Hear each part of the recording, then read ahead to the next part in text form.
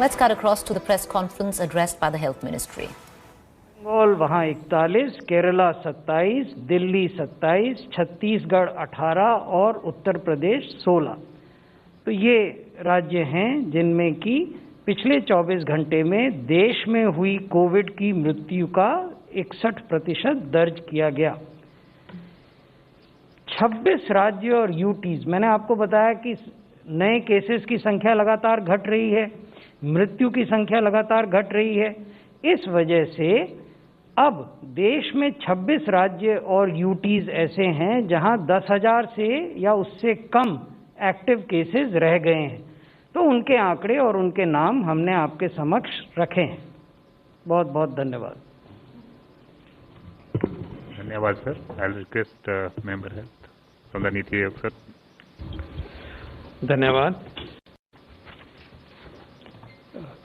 इस हफ्ते की हाइलाइट्स सेक्रेटरी साहब ने प्रेजेंट किए और हम देख रहे हैं कि ओवरऑल सिचुएशन में बहुत तेज़ गति से सुधार हुआ है।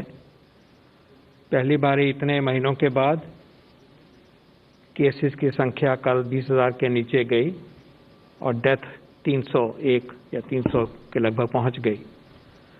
सो जो गेन हमारे देश ने पेंडेमिक कंट्रोल में पिछले कुछ हफ्तों में किया है वो बना हुआ है और इनफैक्ट उसमें और गति आ रही है। इसके लिए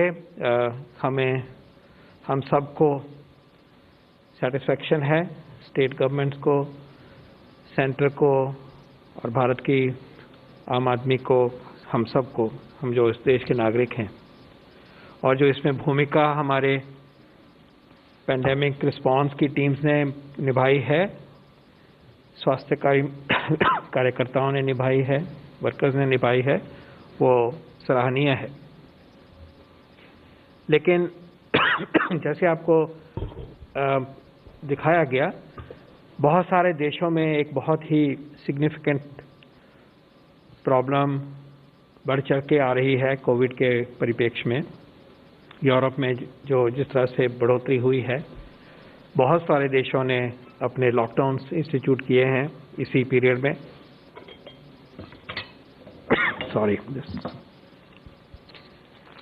तो उस तरह से हम देखें तो हम बहुत अच्छी स्थिति में अपने आप को पाते हैं और यही मोमेंटम हमें आगे मेंटेन करना होगा। एक मिनट।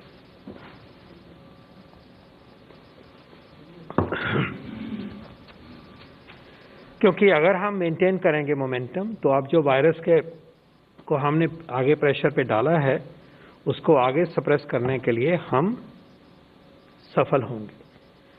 हम ढिलाई नहीं बरतेंगे अपने व्यवहार में और पेंडेमिक के कंट्रोल करने के जो मेजर हम लेते हैं उसमें, तो इस वायरस को हम सप्रेस करके चेन्स ऑफ ट्रांसमिशन को काबू करने में सफल होंगे। इसी के बीच में एक जो यूके, यूनाइटेड किंगडम में वायरस की जो म्यूटेशन की खबर आई है उससे सब आप परिचित हैं और हम समझाना चाहेंगे कि इसको सरकार किस तरह से समझती है और इसके लिए क्या किया जा रहा है। तो सबसे पहले तो ये समझें कि ये म्यूटेशन का मतलब क्या है। जो वायरस के अंदर जो स्ट्रक्चर है आरएनए का, वो एक धागे जैसा होता है। उस धागे के किसी पोर्शन में बदलाव आ जाता है जैसे जैसे ये वायरस आगे बढ़ता है। ये बदलाव आते रहते हैं, ये लगभग हर दिन हर हफ्ते हो रहे हैं। बहुत सारे ऐसे बदलाव का एक मॉलिक्यूल बदल गया, कोई महत्व नहीं होता और उसको हम ड्रिफ्ट कहते हैं। वो चेंज आती रहती है लेकिन उसका कोई सिग्निफिकेंस नहीं होता है और ये हरदम होता है। इन्फ्लुएंजा वायरस में तो इतना होता है, हर साल के बाद वैक्सीन ही बदलना पड़ जाता है। तो ऐसा बिहेवियर, ऐसा स्वभाव बहुत सारे वायरसेस का है और इस वायरस का भी ऐसा स्वभाव रहा है।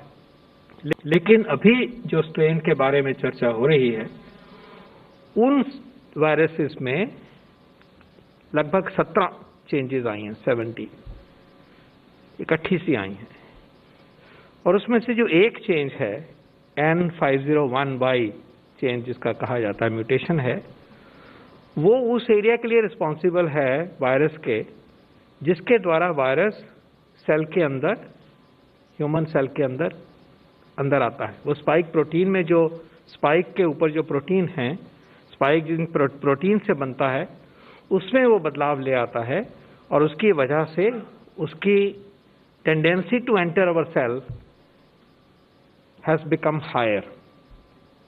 तो ये सिग्निफिकेंस है उस म्यूटेशन का। लेकिन ये भी कहना चाहूंगा कि ये म्यूटेशन होते रहते, लेकिन जो ये म्यूटेशन आया है इसके असर क्या हुआ है, इसको जो यूके के रिसर्च साइंस कम्युनिटी ने समझा है और उनसे हमने कब बातचीत करी थी डिटेल में, उससे एक चीज सामने आई है कि ये एक से दूसरे में जाने की जो इन्फेक्शियसनेस है या ट्रांसमिसिबिलिटी है, उसको एनहांस करता है ये बदलाव जो उसके स्वभाव में, उसकी बायोलॉजी में आ गया है। Transmissibility has increase, infectiousness has increase. जैसे मान के चलें कि यूके का जो वायरस में आमतौर पे 1 से 1.5 को पकड़ रहा था, मतलब 2 वायरस से जो इन्फेक्ट हुए वो 3 तक पहुंचते थे लेके, उसकी टेंडेंसी में बढ़ोतरी होके वो मान लीजिए कि अब 1 जने से 2 की ट्रांसमिशन होनी शुरू होगी या 2.25 की होगी। ऐसा भी कहा जाता है कि 70% ट्रांसमिसिबिलिटी बढ़ गई है इन वायरसेस में। तो ये एक से दूसरे पे तेजी से आएंगे। आप इनको ये भी कह सकते हैं कि ये सुपर स्प्रेडर बन गया ये वायरस अपने तरीके से, एक तरह से। लेकिन जो और बातें सामने आई हैं उसमें कुछ महत्वपूर्ण बिंदु हैं। पहली बात, क्या जो व्यक्ति इससे इन्फेक्ट हुए उनमें बीमारी ज्यादा सीरियस हुई, सिवियर हुई?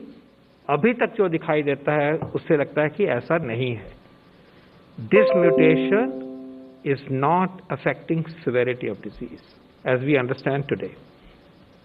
Number 2, does it increase the chances of death in that country जहां से आया, क्योंकि वहीं का ही ये नॉलेज है अभी? The answer is no. So the case fatality rate is not affected by this mutation. Hospitalization is not affected by this mutation. Seriousness of the disease is not affected by this mutation. What is affected is tendency to infect more people. That by itself is a cause for concern, क्योंकि एक virus कम लोगों को infect करने की ताकत रखता है तो पेंडेमिक में कंट्रोल रहता है। तेजी से फैलेगा तो उसका असर ज़्यादा होगा, हेल्थ सिस्टम ओवरलोड होगा और उसके नतीजे अच्छे नहीं होंगे। तो ये एक एडवर्स डेवलपमेंट है, यूके में हुआ, खासकर उनके साउथ ईस्ट वाले पार्ट में हुआ, फिर और जगह पे फैला। तो ये एक तथ्य है जो कि सरकार पूरे तरीके से वॉच कर रही है।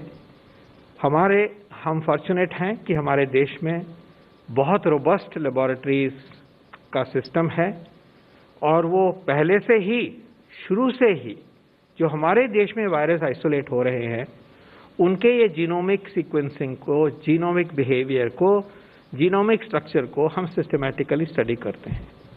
हमने हजारों वायरसेस को सिस्टमैटिकली सीक्वेंस किया कि म्यूटेशंस देखें।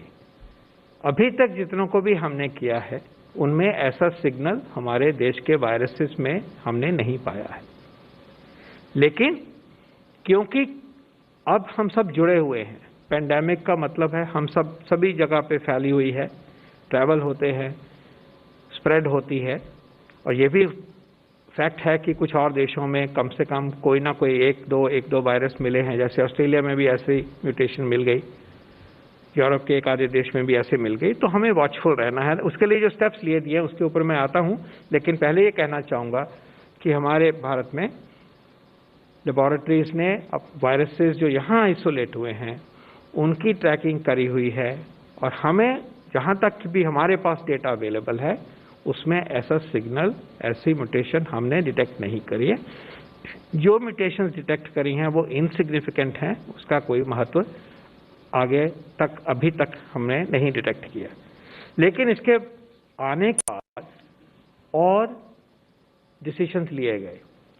एक डिसीजन जो लिया गया वो यूके से आने जाने वाले पैसेंजर्स को आज रात के बाद रोक दिया गया है टेम्परेरीली, और उसके बारे में बात कर सकते हैं अगर उसके कोई सवाल होगा तो। लेकिन उसके साथ साथ दो महत्वपूर्ण कदम और लिए गए। एक तो हमारी लेबोरेटरीज में जो भी और वायरस के सैंपल्स आए हैं, रिसेंटली आए हैं, उनको जेनेटिक सीक्वेंसिंग के लिए प्रायोरिटाइज करके काम कल से शुरू हो गया है, और भी तेज गति से और एक्सटेंसिव तरीके से। और इसमें हमारे जो CSIR हैं, हमारे ICMR हैं, हमारी DBT हैं, वो सब जुड़ गए हैं और वो प्रक्रिया पूरे तौर पे तेज गति से लागू हो रही है। पहले भी हो रहा था, उसमें गति लाई गई है, कॉम्प्रिहेंसिवनेस लाई गई है। दूसरा फैसला ये किया गया था कि जो पिछले कुछ दिनों में पैसेंजर्स UK से आए हैं, जहाँ जहाँ भी आए हैं, उनके पहुँचों, उनको कांटेक्ट करें, उनकी क्लिनिकल कोई इश्यूज हुए, प्रॉब्लम हुई, उसको समझें, उनके टेस्ट हुआ, उनको देखा जाए, रिजल्ट्स को देखा जाए कि उनमें से कितनों को बीमारी हुई या नहीं हुई, और फिर आगे समझा जाए कि इसमें कोई अनयूजुअल बात है कि नहीं है। और अगर संभव हो सके और वो एक्टिव हैं अगर, तो उनमें स्पेसिमन लेके उनके वायरस को कल्चर करके उसी तरह से जेनेटिक सीक्वेंसिंग की जाए जिसकी मैंने बात अभी तक की है। तो ये एक मेजर लिया गया है और इनकमिंग पैसेंजर्स के लिए RT-PCR का क्राइटेरिया बनाया गया है कि वो RT-PCR उनका होगा। उसके बाद अगर पॉजिटिव हैं तो जैसे पॉजिटिव्स को हम ट्रीट करते हैं, आइसोलेट करते हैं, वो होंगे। अगर वो नेगेटिव, क्वारंटाइन में रखा जाएगा, उनको वॉच किया जाएगा, और सिम्टम्स आए हैं तो उसके बाद में आगे जांच करके और वो भी जीन देखा जाएगा जिसमें बदलाव हुआ है। In short, is this a reason for panic? The answer is no. As of now, based on our discussions, deep understanding of the data available, our discussions with the scientists in UK, colleagues in WHO, deep assessment, there is no cause for concern as panic. Is it a cause for us to be more vigilant? Of course, yes. और वो सिर्फ इसीलिए नहीं है, वो इसलिए भी है क्योंकि हमने अभी कोविड-19 की पैंडेमिक को पूरी तरह से लड़ना है, जीतना है। तो उसके लिए भी हमें विजिलेंट रहना है। ये जो इम्प्रूवमेंट हो रही है इसको भी बना के रखना है, और उसी कॉन्टेक्स्ट में ये जो नई चुनौती किसी और देश में भले आई हो, उसको भी मन में रह के हमें अपनी विजिलेंस, हमें अपनी मेहनत और हमारा एफर्ट, कॉम्प्रिहेंसिव एफर्ट, जिसमें जिम्मेवारी हम सब की एज सिटीजन्स भी है, वो हमें और इंटेंसिफाई करना होगा। और हमें ये लड़ाई जीतने के लिए वायरस की चेन को और नीचे लाना होगा, और जो भी वायरस है, जो भी इसका जीनोमिक सीक्वेंस है, वो हम अगर सप्रेस करते हैं तो हम सेफ रहते हैं। ये हमें ज़रूर करना होगा। और हम ये भी इसमें एम्फेसाइज करना चाहेंगे कि इस म्यूटेशन की वजह से जो हमारी ट्रीटमेंट गाइडलाइंस हैं उसमें भी कोई बदलाव नहीं आता। और बहुत इम्पॉर्टेंट ये भी बात है, जहाँ तक अभी तक समझ आ रही है वैज्ञानिकों को, कि इस म्यूटेशन होने के बावजूद जो भी वैक्सीन अभी डेवलप हो रहे हैं, पर्टिकुलरली जो हमारे देश में डेवलप हो रहे हैं और जो बाहर जो विकसित हुए हैं, जितने भी हुए हैं लगभग, उनको अगर हम इस दृष्टि से देखें कि क्या इस म्यूटेशन से उनके ऊपर नेगेटिव प्रभाव पड़ेगा कि वो काम नहीं करेंगे, ऐसा नहीं है। तो आज की अंडरस्टैंडिंग के हिसाब से हम कह सकते हैं कि जो वैक्सीन्स आ रहे हैं, जो आएंगे, जहां तक हमें ये दिखाई दे रहा है, इस म्यूटेशन का उस इंटरवेंशन से, उस बचाव के टूल से, वैक्सीनेशन से के ऊपर कोई असर नहीं है। So in short, no need to panic. To the best of our knowledge, we have yet to spot such a virus in our country, for which there are intensive efforts in the offing. Number two, this virus increases transmissibility, infectiousness, but does not increase propensity for death or hospitalization or severity of disease. It has, as of our understanding today, no impact on the potential of the emerging vaccines that are being developed in our country and are available also on the scene in other countries. Thank you very much. After abundant precaution, decision for travel temporary travel restrictions has been imposed. And if there are any questions, we'll be happy to answer on that. I'll be then requesting Secretary Health to amplify that idea, how we took this decision. Maybe it is right time to do so, sir. Over to you. Dhanyavad, sir. Online questions first, sir. Would it be correct to say this is the very first time since the pandemic began that surveillance, both at the airports and IDSP, will also look at genome sequences to rule out the UK variant? What about the passengers from UK who have arrived before suspension of the flights? There are two parts to this question. The first is this the first time that we would be testing passengers at airports and doing a genome sequencing? The answer is no. We have been testing passengers at airports. For passengers originating from UK, we have made RT-PCR tests mandatory. As far as genome sequencing is concerned, Dr. Paul has told you that this is not done by the lab which is situated at the airport. They only do to establish whether you are negative or positive. The genome sequencing is done by designated labs of Department of Biotechnology, Indian Council of Medical Research, and CSIR, as well as NCDC. So as earlier, thousands of genome sequences during COVID-19 pandemic have been established by these labs, which I just mentioned. And given this new challenge posed by the UK variant of the virus, these labs will be working with renewed vigor to establish genome sequencing out of the samples which have been picked up at the airports yesterday and today, as well as of the samples that will be picked up relating to the passengers who have arrived in the country in the recent past. Coming to the second part of the question, which was about passengers who landed into the country from UK prior to the temporary suspension coming into effect, ऐसे मामलों में आज ही केंद्रीय गृह मंत्रालय ने स्वास्थ्य मंत्रालय ने व्यापक दिशा निर्देश निर्गत किए हैं, जो मंत्रालय की वेबसाइट पर अपलोड कर दिए गए हैं, राज्य सरकारों और संघ शासित क्षेत्रों से शेयर किए गए हैं। उसमें ये कहा गया है कि 25 नवंबर से लेकर 23 दिसंबर के बीच देश में जितने भी एयर पैसेंजर्स आए जो कि यूके के माध्यम से आए या वहाँ से होते हुए आए या ओरिजिनेट वहाँ से किए, ऐसे लोगों के नामों की सूची ब्यूरो ऑफ इमिग्रेशन के द्वारा राज्य सरकारों को और संघ शासित क्षेत्रों को उपलब्ध कराई जाएगी। उस सूची के आधार पर जो राज्य के सर्वेलेंस पदाधिकारी हैं और जिलों के सर्वेलेंस पदाधिकारी हैं, वो उन लोगों का संपर्क करेंगे, उनके सैंपल्स लेंगे, उन सैंपल्स की जांच होगी और उसके बाद जो भी रिजल्ट आता है उसके आधार पर आगे की कार्रवाई की जाएगी। ऐसे लोगों में जो पॉजिटिव पाए जाते हैं उनके कॉन्टैक्ट ट्रेसिंग के भी जो दिशा निर्देश हैं हमने निर्गत कर दिए।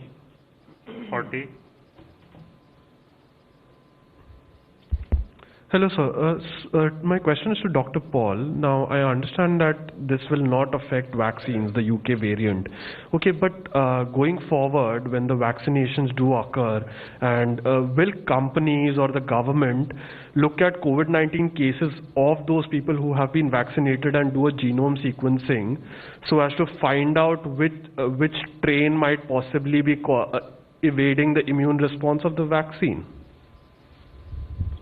Well, Hi everyone, Preeti Chaudhary here. Hope you like this video. For latest news and analysis, like and subscribe to the India Today YouTube channel. And don't forget to press the bell icon to stay updated. Thank you for watching.